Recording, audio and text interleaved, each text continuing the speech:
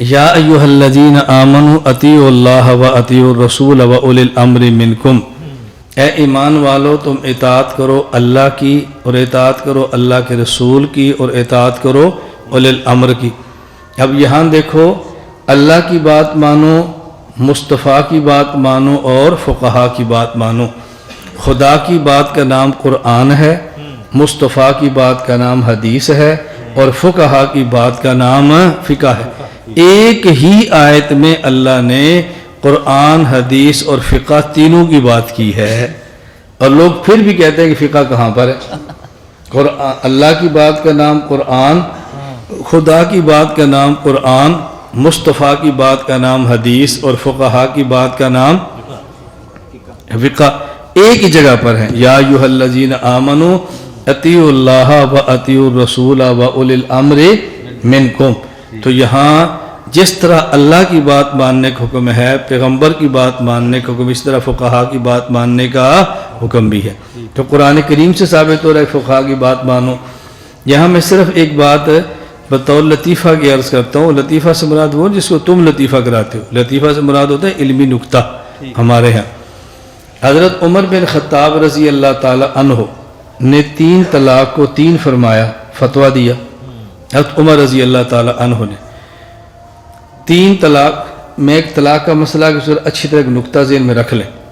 ابھی چند دن قبل کی بات ہے کہ کینیڈا وہ رہائشی تھے، دونوں خامد بھی پاکستان آئے، اور آپس میں وہ انبن جو لمبا مسئلہ تھا۔ خاتون واپس گئی تو خامد غصے میں آ کر پیچھے سے اپنی بیوی کو نام لے کر کہا، میں تجھے ایک طلاق دینا، تجھے ایک طلاق دینا، تجھے ایک طلاق دینا۔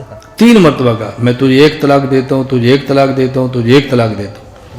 پھر وہ ہمارے پاس مسئلہ آیا کہ یہ 3 طلاق ہے، یہ ایک ہے، وضاحت کریں۔ ہم نے لکھ دیا کہ یہ 3 طلاق ہی ہیں۔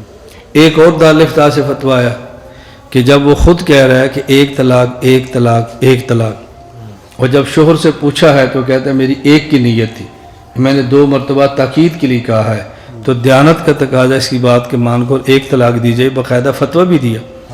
میں جو وضاحت کا ذرا وہ سمجھ لیں، اگر کوئی شخص اپنی بیوی کو یہ کہے نا، تجھے ایک طلاق دیتا ہوں، تجھے ایک طلاق دیتا ہوں، تجھے ایک طلاق دیتا ہوں، ہمارے فقہا کہتے ہیں کہ یہ دیانتاً ایک ہے۔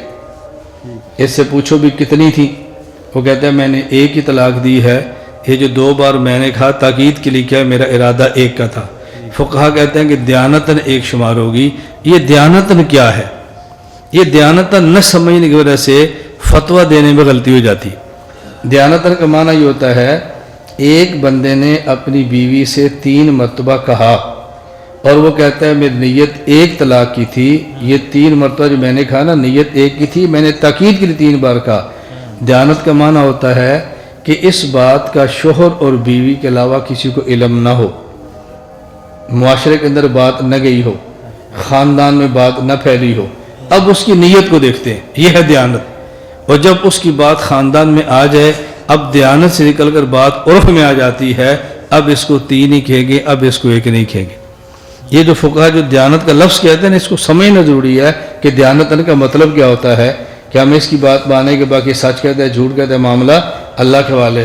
حضرت عمر نے فرمایا تھا کہ نہیں، اب ہم احتمال نہیں دیکھیں گے، جس نے 3 کہہ دیا تو 3 ہی ہوگی۔ کیا عمر اس دیانت کو نہیں سمجھتے جس دیانت کی بات ہم کرتے ہیں؟ بعض باتیں ہوتی ہیں جو بندے کی اور اللہ کے درمیان ہوتی ہیں، ابھی بات باہر جاتی نہیں ہے، ابھی تک بات باہر، اس طرح بہت ساری باتیں ہوتی ہیں، کوئی بندہ کسی کے بارے میں بات کہہ لیتا ہے لیکن ابھی تک وہ بات پھیلتی نہیں ہے، تو اس کی تو معافی ہو جاتی ہے۔ جب وہ 100 بندوں کے پاس چلی جائے، اب اس کی معافی کیسی ہوگی؟ اب تو معاملہ اس کا اور اللہ کے درمیان کا ختم ہو گیا نا۔